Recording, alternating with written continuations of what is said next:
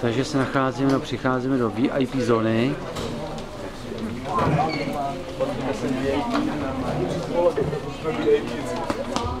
VIP, tady se natáčí pivo, ale ještě tam nejsou ty VIP boxy, tam pojeme za chviličku. Co? Máš tady zadat? To je jídlo zadáč tady, ale ještě tady není.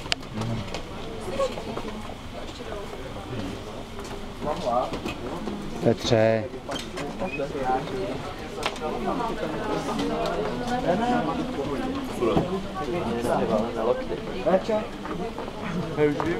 Tak, takže teď momentálně sedíte na sedačce, kde rezervace této sedačky na celý rok stojí 45 až 50 tisíc.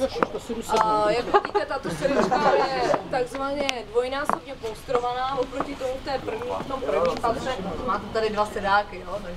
Takže to je tam jeden. Takže je to pouze rezervace. Samozřejmě pokud budete sem chtít jít na jakýkoliv koncert nebo sportovní událost, tak si musíte ještě koupit lístek a ještě k tomu koupit catering.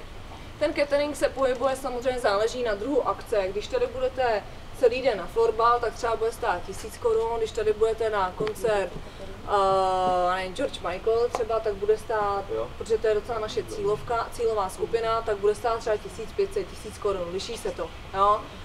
Takže zase na druhou stranu můžete přijít 2 hodiny předem, 2 hodiny potom a sníst, co chcete a vypít, pokud to bude koncert George Michaela, tak budete mít třeba zadarmo víno, pokud to bude třeba HC Slavia, tak budete mít zadarmo pivo.